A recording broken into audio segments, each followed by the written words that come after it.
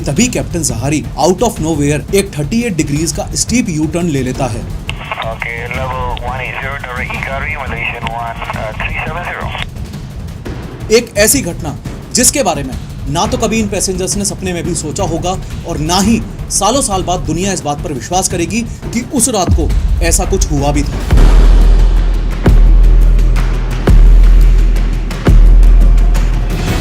वो थोड़ा और कॉशियस होकर फिर से कोट डालता है और एक बार फिर से लाइट ग्रीन होने की बजाय रेड हो जाती है। कैसे भी करके गेट को ठोक पीट के अंदर आना चाह रहा था। फ्लाइट में मौजूद सभी पैसेंजर्स ऑक्सीजन की कमी के कारण अधमरे हो चुके थे। आखिरकार जो कैप्टन जहारी चाहता था वही हुआ। 35,000 फीट की ऊंचाई, इतना बड़ा एरोप्लेन, अपनी टेक ऑफ लोकेशन से कईयों किलोमीटर दूर, सिर्फ एक जिंदा पायलट और 238 सुनसान लोग। लेकिन हर बार की तरह शुरू से शुरू करते हैं।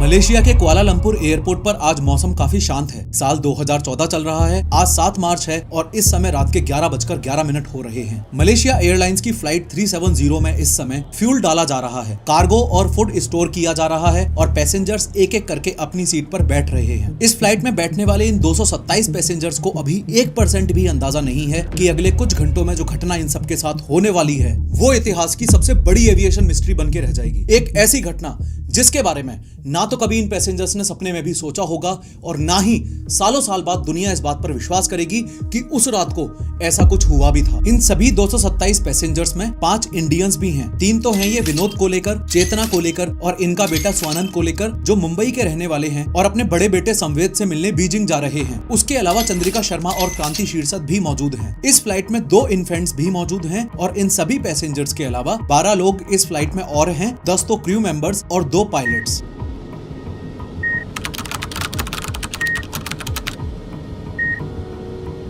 टोटल 239 लोगों के साथ ये फ्लाइट रनवे की तरफ जाने लगी है। रात के 12:31 हो रहे हैं और अगला दिन यानी 8 मार्च शुरू हो चुका है।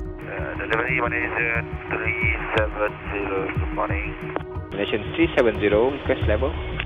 370, we are ready, requesting flight level 350 to Beijing. Just अभी जो आवाज आपने सुनी वो इस पायलट की थी, यानी कि फर्स्ट ऑफिसर फारिक अब्दुल हामिद। ये सिर्फ 27 साल का है और आज की ये फ्लाइट इसकी लास्ट ट्रेनिंग फ्लाइट होने वाली है। इस फ्लाइट के बाद इसका प्रमोशन होना है। इसके जस्ट साइड में यहाँ बैठा है इससे दुगनी उम्र का आदमी और इसका सीनियर कैप्टन जहारी अहमद शाह। ये 53 साल का है। इसको 18,000 फ्लाइंग आवर्स का एक्सपीरियंस है और खतरनाक स्किल्ड पायलट है। इसको जरा अच्छे से नजर में भर लेना, ये बंदा आज आपका दिमाग हिलाकर रख देगा।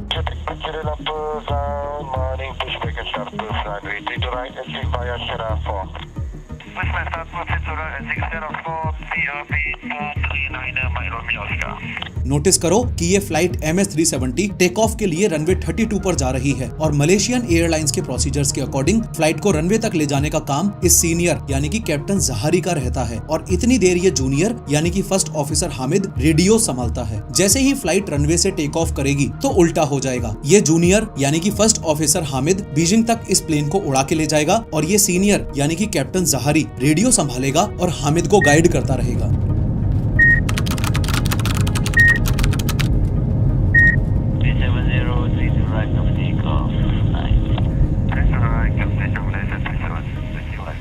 फाइनली 12:41 पर captain Zaharie take off thrust engines को पुश करता है। फ्लाइट टेक ऑफ करती है और captain Zaharie as per procedures plane उड़ाने की जिम्मेदारी खुद के जूनियर फर्स्ट ऑफिसर हामिद को दे देता है। फाइनली ये मैसिव प्लेन जमीन से अपना संबंध तोड़ के गहरी काली रात में आसमान में 35,000 फीट की ऊंचाई को छूने के लिए निकल चुका है। फ्लाइट में मौजूद सभी पैसेंजर्स अपनी अपनी सोने की तैयारी में लग गए थे, ये सोचकर कि अगले 6 घंटे तक बीजिंग पहुंचने तक वैसे भी उन्हें कोई डिस्टर्ब करने वाला तो है नहीं। लेकिन उन्हें क्या पता था अभी सिर्फ कुछ देर बाद ही कैप्टन जहारी अपना मकसद पूरा करना शुरू कर देगा। खैर, टेक ऑफ करने के कुछ देर बाद ही कैप्टन जहारी ने डिपार्चर कंट्रोल को कांटेक्ट किया। Malaysian 370, selamat pagi. Identified climb flight level 180, inside the side turn right direct to Ikari. Okay, level 180, direct Ikari, Malaysian 1370. Just अभी आपने सुना कि कैप्टन जहारी एक शब्द बार बार यूज कर रहा था, इगारी।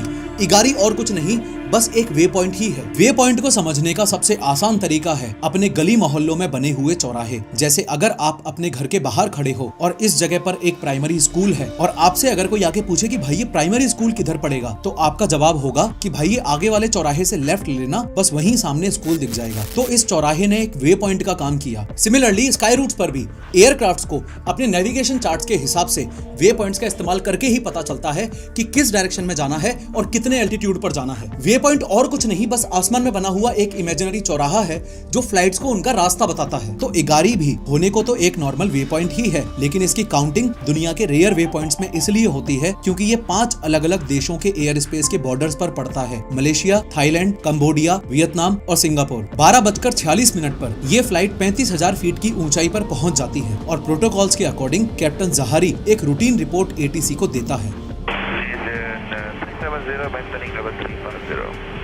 Malaysian 370. जो बात हजम नहीं होती वो ये कि लगभग 6 मिनट बाद कैप्टन जहारी ने फिर से ये सेम रिपोर्ट एक बार और एटीसी को दी, पता नहीं क्यों। Malaysian 370. नोट करना कि जब भी मैं एटीसी शब्द का इस्तेमाल करूं तो इसका मतलब ये कि मैं इस एयर ट्रैफिक कंट्रोल के टावर की बात कर रहा हूं, जिसमें मौजूद प्रोफेशनल्स फ्लाइट के लगातार टच में रह के उनको गाइड करते रहते हैं। यहाँ तक इस फ्लाइट में मौजूद सबके लिए सब कुछ एकदम नॉर्मल है। मैक्सिमम पैसेंजर्स सो चुके हैं, जो पैसेंजर्स जागे हुए हैं केबिन क्रू मेंबर्स उनको मील सर्व कर रहे हैं। दोनों पायलट्स भी नॉर्मली अपनी ड्यूटी कर रहे हैं, लेकिन इस कैप्टन जहारी के दिमाग में कुछ खुराफाती चल रहा है। टेक ऑफ के 38 मिनट बाद अब ये फ्लाइट इगारी वे पॉइंट तक पहुंचने वाली है और तभी मलेशियन एटीसी वाले इस फ्लाइट के पायलट्स को बोलते हैं कि अब तुम लोग हो ची मिन एटीसी को कांटेक्ट कर लो। Malaysian 370, contact Ho Chi Minh 120.9.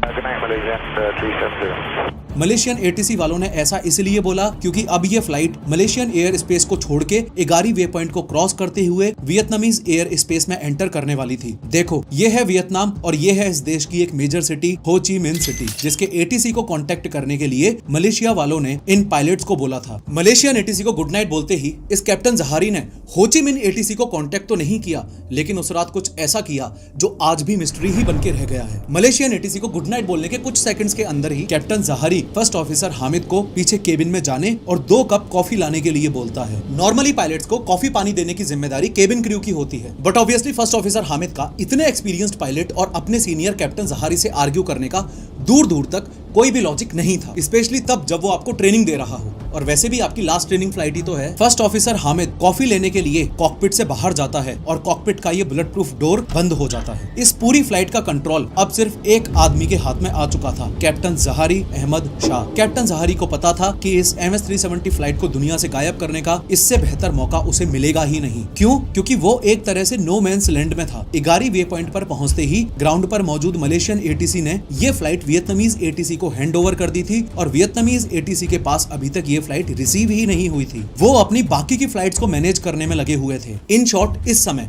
इस MS-370 फ्लाइट से कोई भी ग्राउंड पर किसी भी प्रकार का कांटेक्ट एक्सपेक्ट ही नहीं कर रहा था। किसी की भी नजर इस MS-370 फ्लाइट पर इस समय नहीं थी। अब मौके का फायदा उठाते हुए कैप्टन जहारी ने सबसे पहला काम जो किया वो ये कि इगारी वे पॉइंट पर पहुंचते ही फ्लाइट का ट्रांसपोंडर ऑफ कर दिया। ये देखो, ये है एटीसी और ये है एक प्लेन। ऑलमोस्ट हर फ्लाइट में ट्रांसपोंडर्स मौजूद होते हैं जिनकी मदद से एटीसी को उनकी स्क्रीन पर प्लेन की डिटेल्स मिलती रहती हैं। फ्लाइट का ये ट्रांसपोंडर एक ग्राउंड बेस्ड रेडार के साथ काम करता है ताकि एटीसीज को किसी भी प्लेन के बारे में सब कुछ बता सके, जैसे height, position, unique ID etcetera. इस डेटा की मदद से एटीसी को आसमान में उड़ने वाली फ्लाइट्स के बीच सेफ डिस्टेंस मेंटेन करने में मदद मिलती है। उस समय साल 2014 में एटीसीज आर्टिफिशियल इंटेलिजेंस का एयरप्लेन सेफ्टी के लिए बहुत ज्यादा यूज नहीं करते थे, लेकिन आज के दिन वेदर एनालिसिस और ट्रैफिक प्रेडिक्शंस जैसे डिसीजंस में एटीसी जमकर एआई का यूज करते हैं। कुछ दिनों बाद 10, 11 और 12 जनवरी 2025 को जो मैं 3 days live AI master class करने वाला हूं, उसमें मैं बहुत डिटेल में ये समझाने वाला हूं कि आप लोग भी अपनी जिंदगी में एआई का यूज करके कैसे कॉम्प्लेक्स चीजों को आसान बना सकते हो, कैसे अपने कॉम्पिटिटर से आगे निकल सकते हो और कैसे रियल लाइफ में हर छोटे छोटे कामों में आर्टिफिशियल इंटेलिजेंस का यूज कर सकते हो। ये एआई मास्टर क्लास कब, कहां और कैसे ज्वाइन करनी है, इसकी पूरी जानकारी पिन्ड कमेंट्स और डिस्क्रिप्शन में दी गई लिंक्स की मदद से अभी की अभी चेक करो। तो कैप्टन जहारी ने सभी कंट्रीज के ATCs पर से इस फ्लाइट को गायब करने के लिए सबसे पहले ट्रांसपोंडर ऑफ कर दिया। अब being so experience pilot captain Zaharie को यह बात ऑलरेडी पता थी कि सिर्फ ट्रांसपोंडर ऑफ करने से ये प्लेन गायब नहीं होने वाला। असल में मलेशियन एयरलाइंस की इस फ्लाइट MS-370 में ACARS टेक्नोलॉजी भी मौजूद थी। ACARS मतलब aircraft communications addressing and reporting system. इसमें यह होता है कि एक प्लेन अपनी फ्यूल स्टेटस, मेंटेनेंस स्टेटस और पोजीशन एक्सेट्रा से रिलेटेड रिपोर्ट्स हर आधे घंटे में एक सैटेलाइट को भेजता रहता है और उस सैटेलाइट से वो डेटा मलेशियन एयरलाइंस तक ग्राउंड पर पहुंचता रहता है। अब ATC से बचने के लिए कैप्टन जहारी ने ट्रांसपोंडर ऑफ कर दिया, वो तो ठीक है, लेकिन मलेशियन एयरलाइन से बचने के लिए ACARS सिस्टम भी तो बंद करना पड़ेगा ना। तो कैप्टन जहारी ने फाइनली ACARS सिस्टम भी बंद कर दिया और लास्ट स्टेप लेते हुए कैप्टन जहारी ने इस फ्लाइट की बाहर की लाइट्स भी टोटली बंद कर दी। ये सब कुछ कैप्टन जहारी ने सिर्फ 1 मिनट के अंदर अंदर कर डाला। और अगर मैप में बताऊं तो इगारी वे पॉइंट से बिटोड वे पॉइंट जाने का ये जो रास्ता आप देख रहे हो, इस रास्ते में ये वो पिन पॉइंट लोकेशन थी जहां बाहरी दुनिया के लिए ये मलेशियन एयरलाइंस की फ्लाइट MS-370 गायब हो चुकी थी। जमीन पर मौजूद ATC या प्रोफेशनल या फिर किसी भी आदमी के लिए अब इस फ्लाइट से कनेक्शन बनाना इम्पॉसिबल था। कैप्टन जहारी ने ग्राउंड पर मौजूद लोगों से तो इस फ्लाइट को छुपा दिया, लेकिन उसका एक बड़ा चैलेंज ही अभी ये बचा हुआ था कि उसके अलावा इस फ्लाइट में अभी 238 लोग और मौजूद थे जो चाइना के बीजिंग में लैंड होने की पूरी उम्मीद लगाए बैठे थे। और सबसे बड़ा खतरा कैप्टन जहारी को अपने को पायलट फर्स्ट ऑफिसर हामिद से था, जो बस अब कुछ ही देर में कॉफी लेकर वापस कॉकपिट में जाने ही वाला था। But again being so experienced pilot, captain Zaharie को ऑलरेडी पता था कि इस चैलेंज से निपटने के लिए उसे क्या करना है। कैप्टन जहारी प्लेन की मेन बॉडी के नीचे मौजूद दोनों आउटफ्लो वाल्व्स को खोल देता है, as a result of which जो कंप्रेस्ड एयर प्लेन में इन 238 लोगों को जिंदा रखे हुए थी, वो पूरी कंप्रेस्ड एयर प्लेन से बाहर निकल जाती है। अब इस प्लेन में ऑक्सीजन की भयानक कमी हो चुकी है। सभी सीट्स के ऊपर मौजूद इमरजेंसी ऑक्सीजन मास्क ऑटोमेटिकली नीचे आ जाते हैं। ऑलमोस्ट सभी पैसेंजर्स मास्क यूज करना शुरू कर देते हैं। लेकिन इसका क्या, ये को पायलट फर्स्ट ऑफिसर हामिद तो किसी सीट पर था ही नहीं। तो ऐसे केस में ये जिंदा बचने के लिए पोर्टेबल ऑक्सीजन सिलेंडर की हेल्प लेता है। जस्ट अभी जो सीवियर डिकम्प्रेशन पैसेंजर्स ने इस फ्लाइट में एक्सपीरियंस किया, उससे काफी लोग जो सो रहे थे उनकी नींद टूट चुकी थी और सब अपने आप को संभालने की कोशिश कर ही रहे थे कि तभी captain Jahari out of nowhere एक 38 डिग्रीज का स्टीप यू टर्न ले लेता है। मैप में ध्यान से देखना कि इस फ्लाइट का जो एक्सपेक्टेड पाथ था वो ये था कि कुआलालंपुर से होते हुए, इगारी वे पॉइंट से होते हुए, बिटोड वे पॉइंट से होते हुए ऐसे आगे बढ़ के बीजिंग में लैंड करना था। लेकिन इगारी और बिटोड वे पॉइंट के बीच में यहीं पर कैप्टन जहारी एक यू टर्न मार देता है। ऐसा करते ही फर्स्ट ऑफिसर हामिद का सिर दीवार में भिड़ता है और वो गिर जाता है। अब चूंकि ये फ्लाइट ऑलरेडी एक सीवियर इमरजेंसी से गुजर रही है और फर्स्ट ऑफिसर हामिद को कैप्टन जहारी के प्लान का 1% भी अंदाजा नहीं था, तो उसका तो ये मानना था कि कैसे भी कोशिश करके एक बार उसे कॉकपिट में चले जाना चाहिए और वहां पर कैप्टन जहारी की मदद करते हुए प्लेन को संभालना चाहिए। उसे लग रहा था कि कैप्टन जहारी को कुछ हो तो नहीं गया जिसकी वजह से प्लेन में ये सब गड़बड़ी हो रही है। चूंकि कॉकपिट डोर ऑटोमेटिकली अंदर से बंद था, तो फर्स्ट ऑफिसर हामिद ने कॉकपिट डोर के बाहर पहुंचकर अंदर बैठे कैप्टन जहारी को कॉल लगाया। पूरी घंटी गई, किसी ने कॉल पिक नहीं किया। उसने दोबारा कॉल लगाया, फिर भी कॉकपिट में मौजूद कैप्टन ने कॉल नहीं उठाया। फर्स्ट ऑफिसर हामिद को लगा कि शायद कैप्टन जहारी बेहोश हो गए हैं। ये सोच के उसने कॉकपिट के गेट को ओपन करने का सीक्रेट कोड एंटर किया। यहाँ नोटिस करना कि सिर्फ कोड एंटर कर देने से गेट अनलॉक नहीं होता। इस गेट का पूरा मैकेनिज्म हाईजैकर्स को मद्देनजर रखते हुए डिजाइन किया जाता है। बाहर से कोड एंटर करने पर यह गेट तब ही ओपन होगा जब कॉकपिट के अंदर बैठा हुआ इंसान चाहे, और उसके लिए अंदर मौजूद इंसान को यह स्विच ऑटो से अनलॉक्ड पर घुमाना होता है। अब इस केस में ये कैप्टन जहारी तो बिल्कुल भी चाहता नहीं था कि गेट खुले, इसलिए कैप्टन जहारी ने इस नॉब को अनलॉक पर घुमाने की बजाय डिनाई पर घुमा दिया। बाहर मौजूद फर्स्ट ऑफिसर हामिद सोचता है कि ऐसा कैसे हो गया कि कोड डालने के बाद भी गेट नहीं खुल रहा। वो थोड़ा और कॉशियस होकर फिर से कोड डालता है और एक बार फिर से लाइट ग्रीन होने की बजाय रेड हो जाती है। ये वो टाइम था जब फर्स्ट ऑफिसर हामिद को कैप्टन जहारी पर शक होने लगा था और उसे लगने लगा था कि आज कुछ बड़ा होने वाला है। एनीवेज, कैप्टन जहारी का पूरा फोकस इस फ्लाइट को डिसअपीयर करने पर था। कैप्टन जहारी अपने होम कंट्री यानी कि मलेशिया की तरफ वापस जा रहा था। इसके सामने अगला सबसे बड़ा चैलेंज ये था कि कैसे भी करके इसको अपना पूरा देश क्रॉस करना है, और वो भी किसी प्राइमरी रेडार की नजर में आए बिना। ऐसा करने के लिए कैप्टन जहारी ने खुद के देश के इस कोटा भारू नाम के इस छोटे से टाउन से एंट्री ली। उसके बाद इसने अपने आप को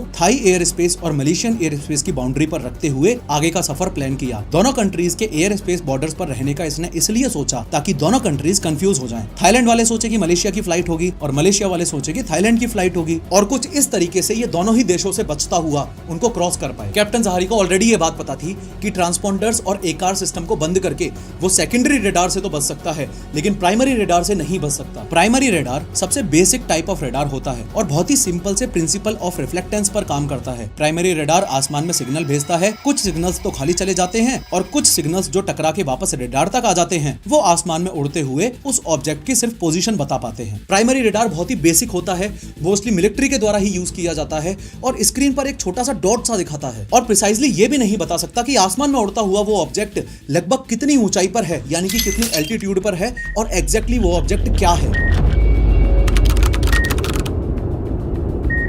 अब जिस वक्त कैप्टन जहारी थाईलैंड और मलेशिया के बॉर्डर्स पर से होते हुए इस फ्लाइट MS-370 को स्टेट ऑफ मलाक्का की तरफ ले जा रहा है, उसी वक्त वियतनाम के हो ची मिन्ह ATC वालों की आंख खुलती है और उन्हें याद आता है कि मलेशिया से बीजिंग जाने वाली एक फ्लाइट आने वाली थी। ना ही तो उस फ्लाइट ने अभी तक अपने ATC को कांटेक्ट किया और ना ही वो फ्लाइट आई। पता नहीं क्या चक्कर है। वियतनाम के हो ची मिन्ह ATC वालों की चिंता हद से ज्यादा तब बढ़ने लगी जब उन्होंने देखा कि उनके रेडार स्क्रीन पर फ्लाइट MS-370 कहीं दिख ही नहीं रही थी। हो ची मिन्ह ATC वालों ने फ्लाइट से कांटेक्ट भी करने की कोशिश की, लेकिन कोई कांटेक्ट हो ही नहीं पा रहा था। वियतनाम के हो ची मिन्ह ATC वालों से यहाँ एक बड़ी गलती हो चुकी थी। अगर आप इस मलेशिया और वियतनाम के बीच हुए सिविल एविएशन के एग्रीमेंट लेटर को पढ़ोगे तो नोटिस करोगे कि प्रोटोकॉल्स के अकॉर्डिंग एक्सेप्टिंग यूनिट की जिम्मेदारी होती है कि कुछ भी गड़बड़ होने पर वो ट्रांसफरिंग यूनिट को सिर्फ 5 मिनट के अंदर बताए। इस डॉक्यूमेंट की लिंक डिस्क्रिप्शन में मिल जाएगी। लेकिन यहाँ तो हो ची मिन्ह ATC वालों ने पूरे 20 मिनट लगा दिए थे सिर्फ ये नोटिस करने में कि फ्लाइट MS-370 रेडार से गायब हो चुकी है। हो ची मिन्ह ATC वालों ने आसमान में उड़ रही बाकी फ्लाइटों से भी कॉन्टेक्ट किया